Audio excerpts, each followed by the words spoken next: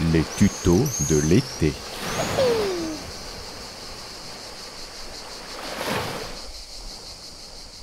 Bonjour à toutes et à tous, dans cette vidéo je vais vous montrer comment on peut dans Illustrator passer d'un texte en 2D, comme ça, tout plat, à un texte en volume, et je vous montrerai aussi comment rapidement dans Photoshop Beta avec remplissage génératif ajouter 2-3 petits éléments de décor. On va commencer par faire un nouveau document, je vais choisir ici de faire du 1920 par 1080 pixels, donc je fais fichier nouveau, et dans cette boîte de dialogue je vais saisir ici en largeur 1920, pixels bien sûr, et en hauteur 1080. Je vais choisir dans les options avancées le mode colorimétrique RVB et je clique sur créer. Je vais commencer par faire un fond, je vais prendre l'outil rectangle, je vais faire un rectangle qui couvre l'entièreté de ma page. Je vais aller dans le menu fenêtre, chercher le panneau nuancier pour appliquer une couleur un petit peu sable, on va dire celle-ci. Je vais ôter le contour, donc je clique sur le sélecteur de contour et ensuite sur la couleur 100. Ensuite je vais aller chercher l'outil texte. Je vais faire un simple clic, je vais agrandir dans le panneau propriété quand même la taille des caractères et je vais écrire vacances. Je vais ensuite aller choisir une police qui sera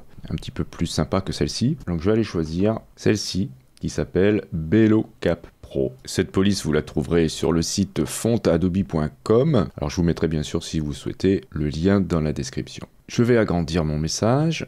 Alors je maintiens majuscule enfoncé lorsque je fais un agrandissement pour ne pas faire une déformation. Je vais choisir une couleur un peu claire comme cela. Pas tout à fait blanche, je vais prendre un gris très clair. Voilà, peut-être comme ça. Je vérifie que mon texte est bien sélectionné. Je vais aller dans le menu texte et je vais cliquer sur vectoriser. Voilà, mon texte maintenant n'est plus éditable, mais je vais pouvoir faire des modifications sur chacun des caractères. Si vous regardez dans le panneau calque, vous avez maintenant un groupe que vous allez pouvoir ouvrir avec l'ensemble des caractères qui composent ce mot vacances. Alors je vais défaire le groupe, donc je vais bien vérifier que le groupe est sélectionné et je vais utiliser le raccourci majuscule CTRL G ou majuscule commande G pour sortir l'ensemble des lettres du groupe. Je vais ensuite pouvoir faire des modifications, des transformations sur chacune des lettres, donc là je peux m'amuser à faire en sorte que ce soit vraiment modifié, donc je n'appuie pas sur majuscule ici, je vais faire des déformations et je vais m'amuser un petit peu à changer tout ça. Donc je vais tout mettre là sur le côté en attendant.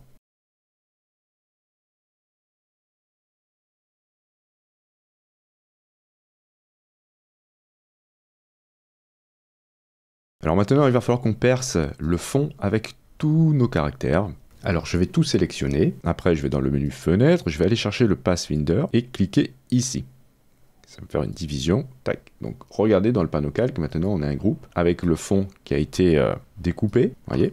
Et on a toutes nos lettres qui sont séparées. Donc maintenant, ce que je voudrais faire, c'est faire en sorte d'avoir ici que deux objets. Donc j'aimerais avoir les caractères et le fond, plus, vous voyez, les petits tracés qui correspondent aux éléments à l'intérieur des A. J'aimerais aussi qu'ils soient réunis dans un seul objet.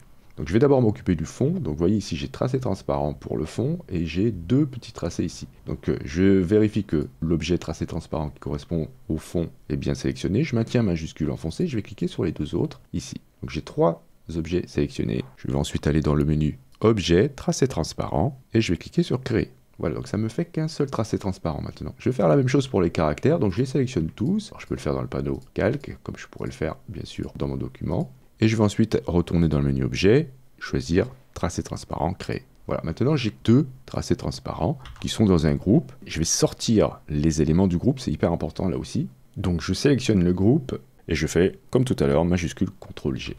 Très bien, j'ai deux objets maintenant qui sont séparés. Je vais sélectionner ces objets, encore une fois. Je vais aller ensuite ajouter donc le fameux effet 3D. Je vais dans le menu Effet, choisir 3D et matière, et on va choisir dilatation.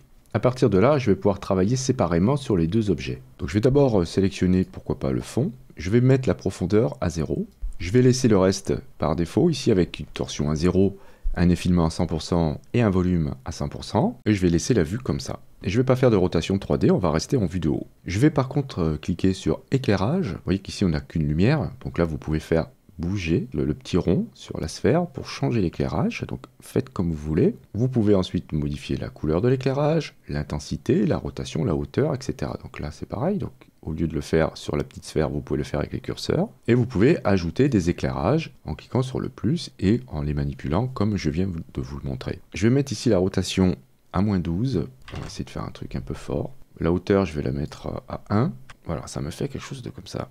Et ensuite, je vais m'occuper du mot vacances. Donc, je vais cliquer dessus. Puisqu'on est déjà dans l'éclairage, je vais changer l'éclairage, je vais le mettre par là, donc un petit peu en haut. Donc si vous voulez, je peux vous donner des indications. Ici, on va mettre allez, 70 en intensité, moins 150 en rotation, 50 en hauteur, et l'adoucissement, on le laisse à 40. Ensuite, on va aller d'abord, avant d'ajouter un autre éclairage, éventuellement, s'occuper de la matière pour les mots. Donc je vais cliquer sur matière, et on va rester avec la matière par défaut. Je vais juste ajouter un petit peu d'effet métallique, ça commence à nous donner un petit peu de reflet, et baisser la cassure.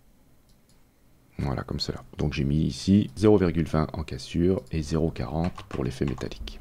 Ensuite, je vais retourner dans l'éclairage et je vais ajouter une autre lumière. Donc je clique sur le plus et je vais la mettre un peu par ici, voilà, pour déboucher un petit peu les ombres. Cliquez sur le rectangle pour modifier la lumière et choisir quelque chose un peu jaune, gris, un petit peu comme le sable en fait. Voilà, ça va me faire ce petit effet. Je vais baisser l'intensité, je vais la mettre à 2 fois moins fort, à 35. Ensuite, on va ajouter un effet de matière sur le sol.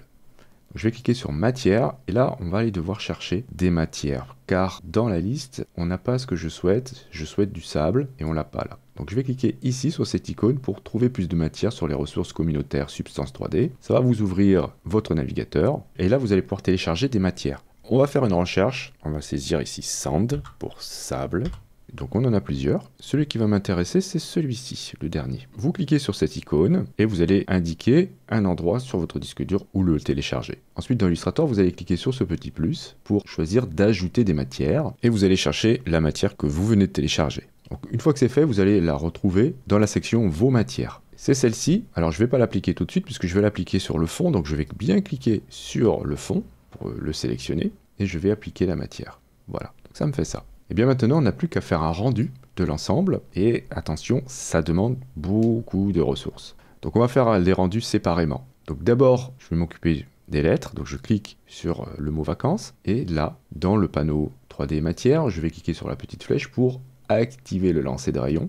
Et en fonction du matériel que vous avez, vous pourrez définir la qualité. Donc faible, moyenne et élevée. Et attention, c'est parfois extrêmement lent. Donc je vais me mettre ici en faible et je clique sur rendu.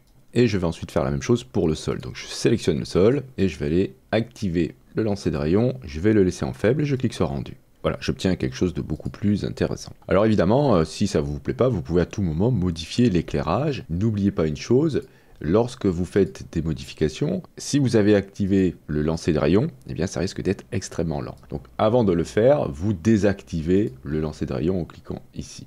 On va exporter l'image au format JPEG.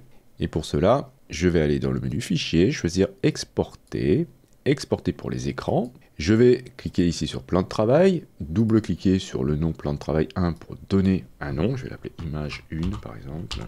Et vous allez ensuite choisir le format. Donc ici, moi, je vais choisir un JPEG, si c'est pour une publication par exemple en ligne. Et je vais choisir l'échelle. Donc je clique là. Et je vais choisir largeur et je veux du 1920 pixels. Et je clique sur exporter plan de travail. J'ai mon image qui a été sauvegardée et vous voyez j'en ai fait d'autres versions avec une couleur bleue au lieu d'avoir du sable, avec une autre matière. Donc vous voyez on a pas mal de possibilités maintenant avec la 3D dans Illustrator. Ensuite si vous avez la chance de pouvoir utiliser la version bêta de Photoshop, vous pourrez améliorer ce rendu. Donc ici, j'ai fait une sélection dans la partie haute. Et je vais taper dans le prompt Beach Sand.